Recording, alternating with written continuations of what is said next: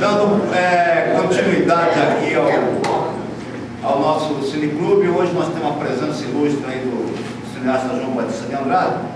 E o João Batista parece que está em filmagem, então ele vai falar alguma coisa sobre o filme antes, contrariando um pouco aqui o nosso esquema, que sempre fala depois para se falar sobre o filme, mas a presença dele também isso já é bastante importante. Então eu gostaria da presença do João Batista aqui, para ele falar aí sobre o filme. Vou dizer um pouco da origem do filme e tal, e da história. Com relação ao filme, eu fui amigo do Vlado, trabalhamos juntos e tal, amigos íntimos e tal, e quando o Vlado morreu, em 75, eu teve um baque tremendo, uma coisa assim, um momento terrível. E logo, passado alguns anos, eu pensei, preciso filmar essa história e tal. E eu elaborei um filme de ficção, era chamado Caso Herzog. Isso foi já mais tarde, no final dos anos 80, eu estava com o filme projeto pronto, eu fiz muitos roteiros, que o envolvimento pessoal tão grande, que eu não tinha distanciamento. Então, eu começava a escrever os roteiros, eu me perdia nos roteiros. Eu sou roteirista, faço sempre roteiros, mas esse roteiro eu apanhei muito por causa do envolvimento. Então, aí eu achava que não estava bom, adiava, aí passavam 2, 3 anos, voltava aquela história e tal. Até que no final dos anos 80, eu tinha feito em 87 o País dos Tenentes, o Paulo Tran, e aí já estava decidido a filmar em seguida o Vlado. Ia chamar o Caso Herzog. Então eu preparei o roteiro e tal, e aí eu consegui, tinha a Embrafilme ainda, eu consegui uma aprovação na Embrafilme. Comecei a catar recursos também para o filme, né? Aí eu achei parceiros e tal, fui para o exterior também. Eu tinha ficado bem conhecido, principalmente na Europa, por causa do Homem de Moscou, por causa do prêmio lá no pessoal de Moscou. Ganhei o prêmio depois da crítica na França, que foi muito importante. Ganhei o prêmio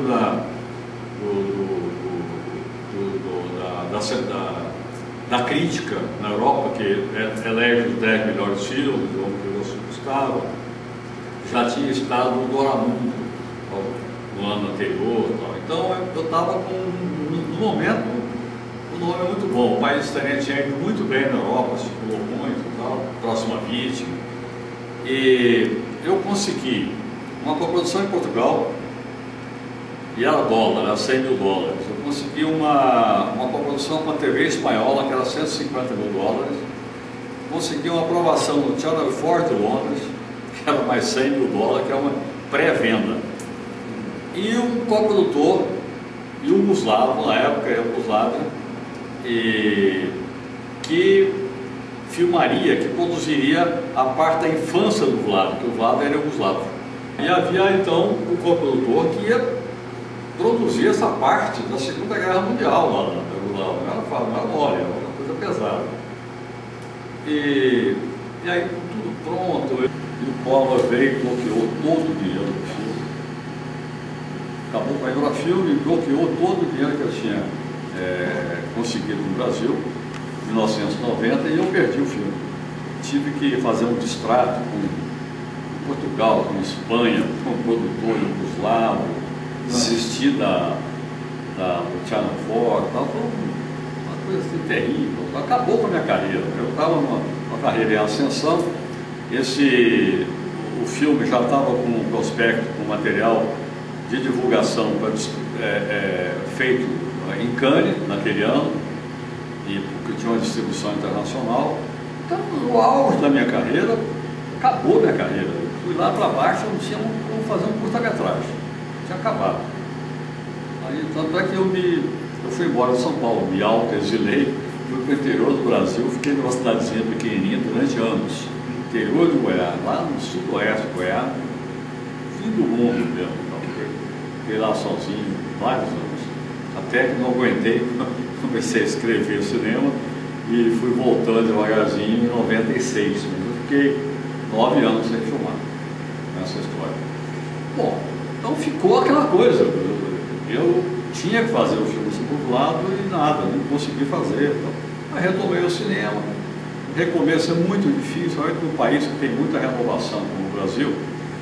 Você volta, você é veterano, então o cinema brasileiro só tinha garoto. Eram os meus assistentes que estavam fazendo cinema, e às vezes os assistentes dos meus assistentes. Como é que você concorre com essas pessoas no mercado? E você chegando, as pessoas não sabem bem qual é a sua. 9 anos é muito tempo. Você sai do mercado, a pessoa até esquece de você e tal. Eu retomei, fiz um filme pequenininho, o Cego que estava à luz, depois fiz o Tronco, que aí foi um filme grande, aí eu já consegui dinheiro, um épico. Depois eu fiz o Rua 6, que é o filme em Brasília, e aí eu falei, bom, eu tenho que retomar o Projeto do Lado. Mas as coisas se precipitaram, porque quando chegou em 2005, no comecinho do ano 2005, eu ainda estava relendo os roteiros que eu tinha feito para ver como é que eu ia fazer e tal, e era nos 30 anos da morte dele. E falar de amigo é amigo mesmo, não é? Eu nunca falasse a palavra amigo para mim, era claro. E para todos nós que somos os amigos dele, ele tinha um sentimento de amizade que era uma coisa impressionante, então, dedicação. E ele não era paternalista, não, brincava demais, porque quando ele achava que você estava errado, era terrível, porque era uma briga terrível e tal, mas muita amizade. Até que os amigos todos sofreram muito com a morte dele. Mas aí nós tínhamos que fazer alguma coisa para marcar os 30 anos. Aí eu disse, bom, eu vou fazer o filme, mas não dá para fazer a ficção, vou fazer o documentário. Não, enquanto eu sou um documentarista, eu sou, tanto minha carreira, muito marcada pelos documentários e pela ficção. Então, vou fazer o documentário que eu gosto. E eu vejo que essa garotada, universidade, escolas e tal, fica tudo de olho bugalhado, porque eu não vou lá dar uma aula professoral, assim, explicar. Eu vou contar uma coisa vivencial. Era uma vida, eu vivi aquilo intensamente, fui militante, sofri o golpe 64, fiz cinema, tive filme proibido, censurado, todo tipo de problema, nunca desisti de brigar, então perdi a língua, lutava ali e tal. Então quando eu fui fazer o filme sobre o Lado, eu pensei o seguinte, você fazendo isso, as pessoas ficam ligadíssimas e depois ninguém quer ir embora, aquela roda e tal, eu vou contar a história do Vlado, afinal de contas é um depoimento de um amigo, de uma pessoa que conviveu com ele, viveu aquela história, né? E o formato do filme nasceu dessa ideia. Eu tinha pouquíssimo tempo para filmar, eu filmei em março de 2005 e o filme estreou no cinema em setembro de 2005, né? E então foi uma coisa assim, acho que o formato que eu dei para o projeto também ajudou que o filme fosse feito tão rápido, né? E é esse formato, um relato pessoal meu sobre a história de um amigo. Estou contando a história do meu amigo que morreu.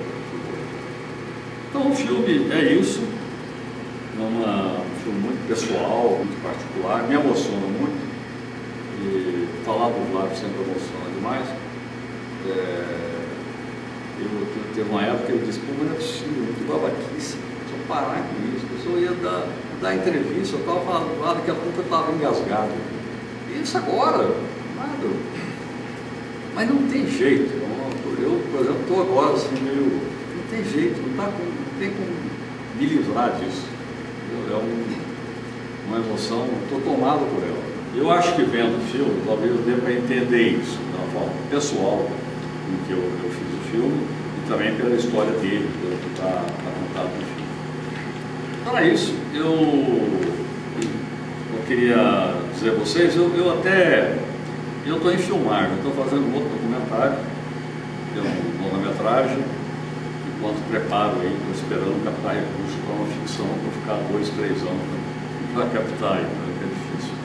Mas eu continuo fazendo esse documentário também, é um documentário que tem muito a ver com essa geração toda, com toda essa questão da política brasileira, as vivências das pessoas também, da minha geração para cá, Então vai ser um filme muito tocante e eu estou seguindo um pouco o formato que eu bolei para esse filme aqui. Eu uso 2 câmeras.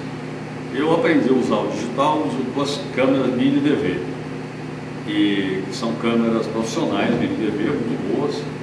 E uma câmera fica de fora, como se fizesse um making-off na filmagem. E a outra câmera fica na minha mão. Vocês vão ver aí, porque a segunda câmera mostra a cena, eu com a câmera na minha mão, sentado na frente da pessoa, do entrevistado. E qual que era a ideia? A ideia é a seguinte: eu vivi tudo aquilo, não sei aquilo, ponta cabeça. Então essas pessoas são todas amigas minhas, todas vivenciaram aquilo, eles são amigos.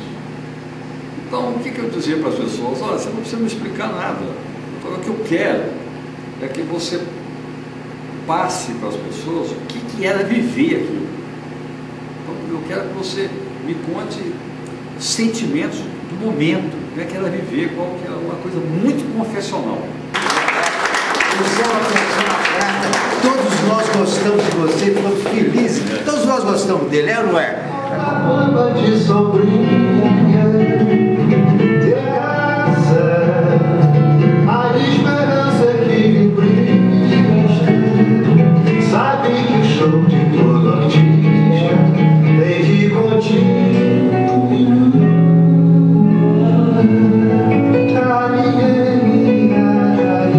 O diretor do filme não está aqui, mas o filme está aí. Se alguém quiser, sei lá, fazer algum comentário, porque eu acho que ele retrata aí um momento aí muito importante da nossa história.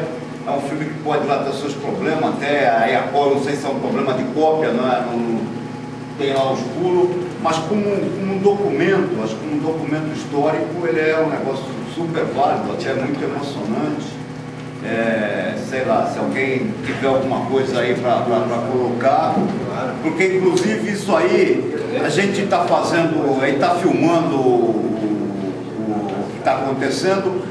Como ele já veio e já falou, se acrescentar alguma coisa pode ser incluído, inclusive nesse material que vai ser feito sobre o diretor João Batista.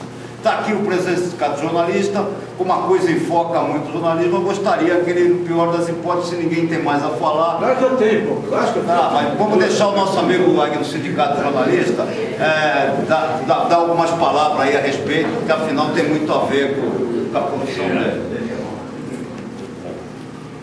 Boa noite.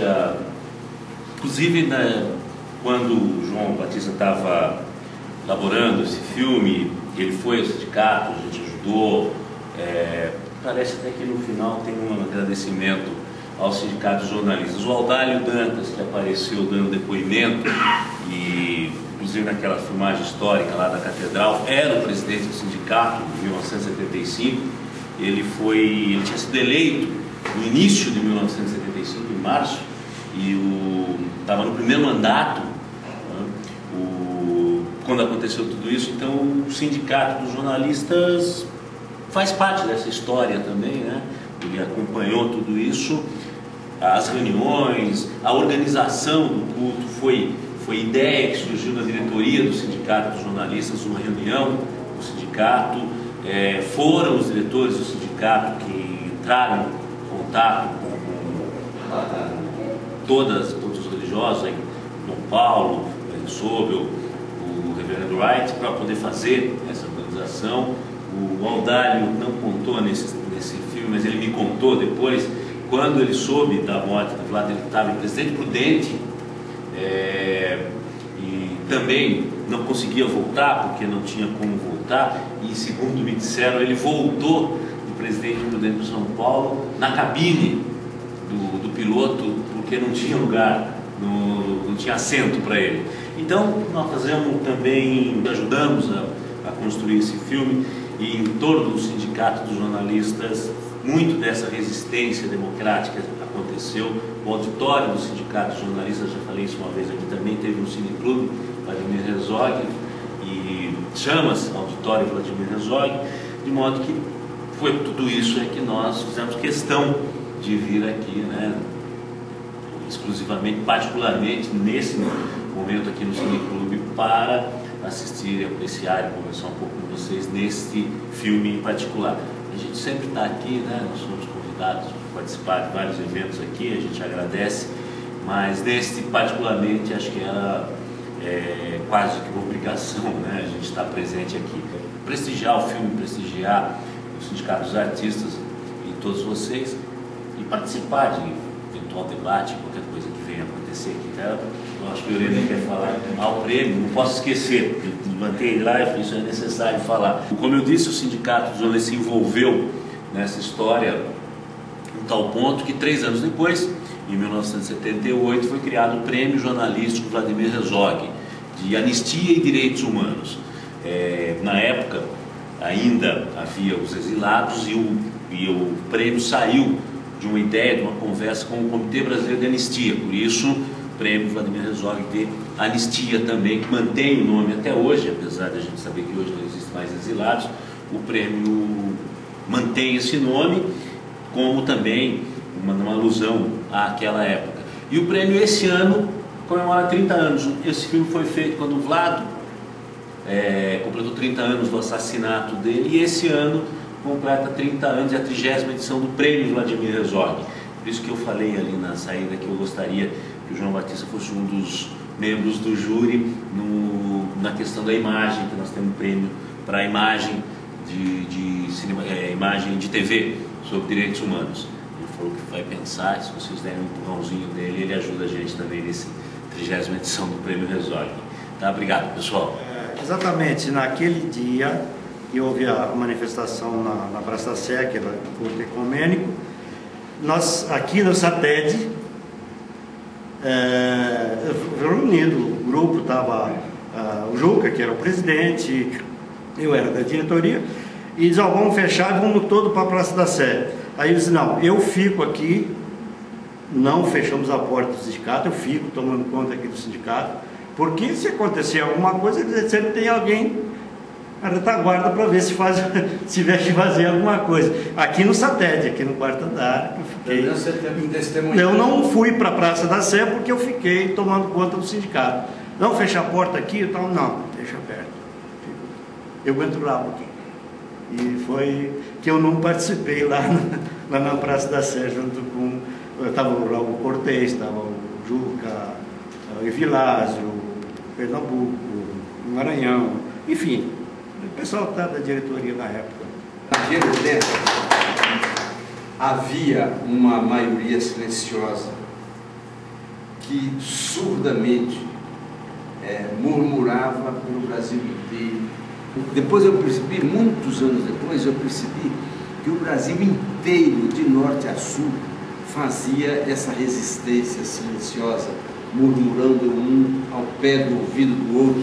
E eu, por exemplo, diuturnamente eu fiz isso em todos os lugares onde eu estivesse, em qualquer lugar, no local de trabalho, nas filmagens, quando nós estávamos filmando, nós fazíamos um conluio, entendi, binário, inclusive a esposa do Vlado aí, qual é o nome dela?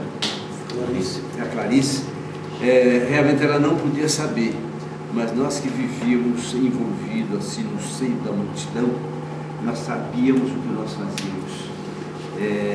Eu fui preso aí na boca do cinema por causa de uma briga entre a polícia civil e a polícia militar, e 24 horas que eu passei lá, doente, inclusive eu estava doente de anorexia, já fazia uma semana, uma inapetência, estava muito debilitado, e agravei lá dentro dessa cadeia aqui da Barra Funda.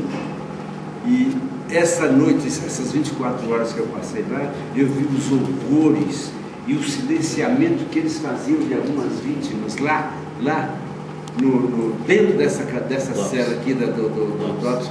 Isso é um pedaço da história do Brasil, que cabe a gente refletir muito sobre esse filme aí e sobre o que aconteceu realmente naquele tempo, principalmente vocês jovens que não testemunharam isso aí, aproveitem esses testemunhos aí, né, e estendam eles para que nunca mais aconteça isso no Brasil. Vocês não devem deixar jamais que aqueles dias terríveis aconteçam com a descendência de vocês ou com vocês próprios.